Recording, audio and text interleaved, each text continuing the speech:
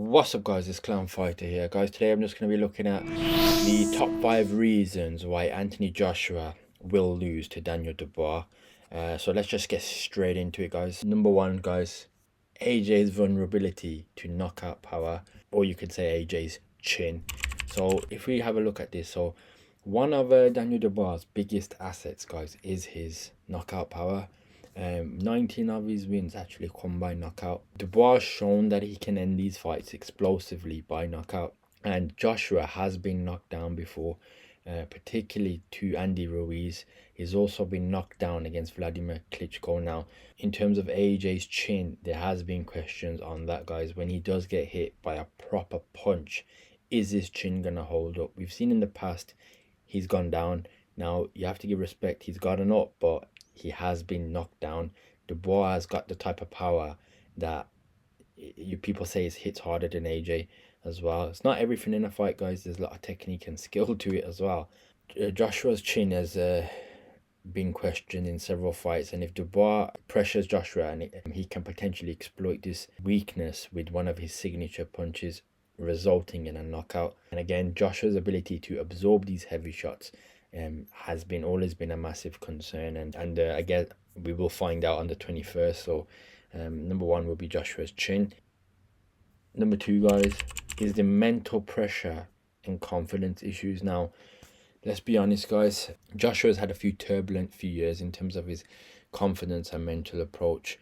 Since his 2 losses to Usyk, Joshua had a mental breakdown, and you could clearly see when he was coming back fighting opposition such as Jermaine Franklin and Robert Helenius. He was a little bit more hesitant. He changed coaches as well, and he was trying to get his mental ability back. He has changed recently, but we've seen, guys, that confidence in AJ, it's shown in his recent fights, but a lot of people make the argument that AJ's recent performances have not really been against really good opposition. If someone does put pressure on AJ and sticks it on him, AJ seems to struggle, and he does question himself a lot. He's shown in the past where in fights he sat in the corner, Andy Ruiz in particular, and he said, why am I feeling like this? He relies heavily on his coaches, but again, he's shown more resilience in the recent performances, but he does still show he struggles with mental pressure, and he does have confidence issues when pressed. Now, number 3, guys, Joshua's ability to cope against aggressive fighters. So Joshua's shown a vulnerability, guys, to fighters that put pressure on AJ. Andy Ruiz's aggressive approach, it overwhelmed AJ. And also Usyk's pressure, although it was different to Andy Ruiz's style, Usyk has that pressure style. He doesn't leave you alone, as they say. That's also caused problems to AJ. Now, Dubois, he's a naturally aggressive fighter. He doesn't shy away from trading punches, and most of Dubois' strategy is to come forward and keep landing shots. So if Dubois can push that pace, it might unsettle Joshua and force him into uncomfortable exchanges, which may lose him the fight. Number 4, guys, Anthony Joshua's age. It has to be questioned, guys. So he's fighting an opponent who's Daniel Dubois, who just turned 27. Dubois could be entering his prime right now.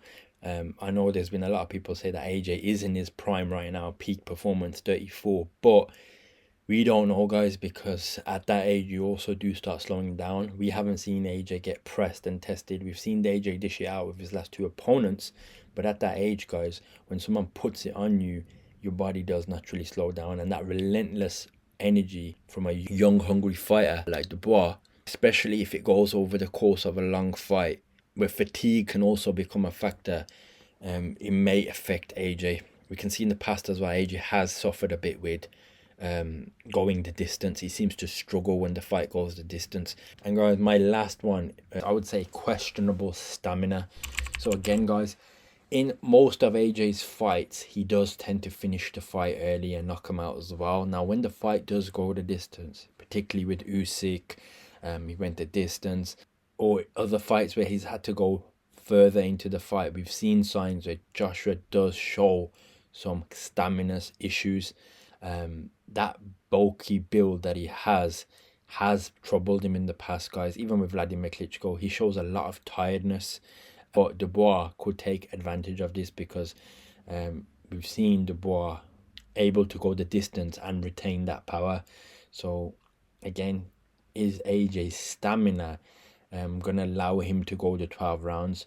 If AJ dishes the right hands to Dubois like Hrgovic did, a lot of people are expecting Dubois to go down. But if Dubois comes through that, how is AJ going to deal with the relentlessness of Dubois sticking it on him? And the further the fight goes, AJ's stamina may be an issue that causes him to lose the fight. So yeah, guys, that's just going to be my top 5 reasons why AJ will lose the fight to Daniel Dubois. If I've missed any other reasons, guys, definitely add them in. But that's just going to be my top 5 reasons for why AJ is going to lose. And I'll catch you in the next one.